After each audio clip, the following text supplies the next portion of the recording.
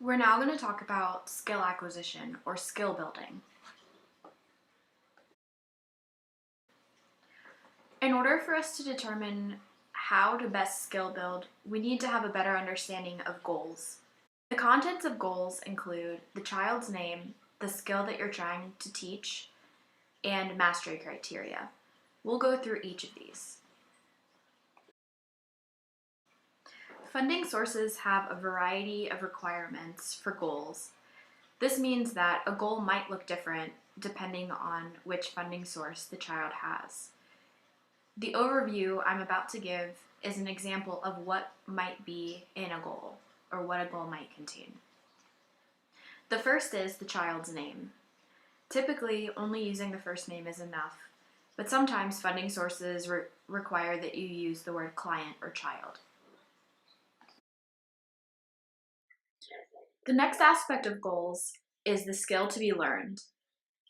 It's important then to define the behavior. You need to focus on what the child will show you. Remember, in a previous presentation, we talked about behavior and what is a behavior and what isn't. You need to understand that the behavior that you're focusing on needs to pass the dead man's test. For the first example, following directions, if this is the concept that you're trying to teach the child, think about what behavior you would want them to show you. So, for example, the child will complete a direction, the client will do an action when asked. These are examples of how you could indicate what skill they're going to be learned in goal format.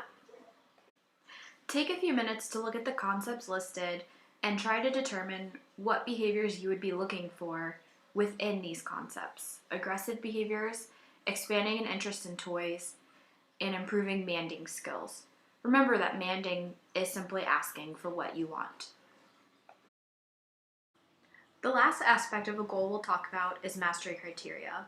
This is a predetermined level that shows that a child has attained a specific skill and they've shown this to a specific criteria. It also tells us that this target is ready to be moved on from. This might mean that the goal in general has been mastered, or a specific target within that goal might be mastered. Common mastery criteria are percent independent, percent accurate, percent of opportunities, or a specific number of opportunities, like 3 out of 4 opportunities or 4 out of 5 opportunities. It also needs to indicate how many times they need to do the skill at that specific level. So, for example, over 3 consecutive days or 10 times. It's important as an RBT for you to understand how to read a mastery criteria, because part of your role will be moving a child on from one target to the next. Of course, you can always consult your supervisor if you have questions, but this is something that you should become proficient at. In the slide above, you'll see a couple of different goals. Next, I want you to identify the parts of a goal. Understand that for privacy reasons, the child's name has been blacked out, so that part of the goal you don't need to identify. Take some time now to identify the skill to be learned and the mastery criteria. If you're able to relate the skill to be learned back to the diagnostic criteria for autism, that's even better.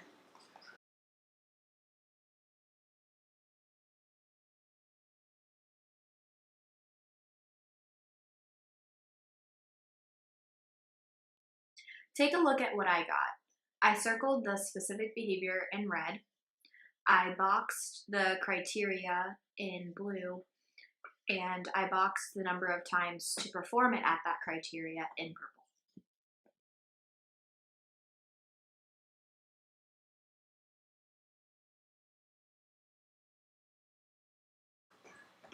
Now let's practice writing a goal. On an assessment that you help your supervisor with, you notice that a child does not have the skill to request for 4 preferred items. How would you turn that into a goal? I've given a template below for you to practice. Think about a child that you have observed to date and tailor this goal to them. What would you put as a mastery criteria for the child you're thinking of?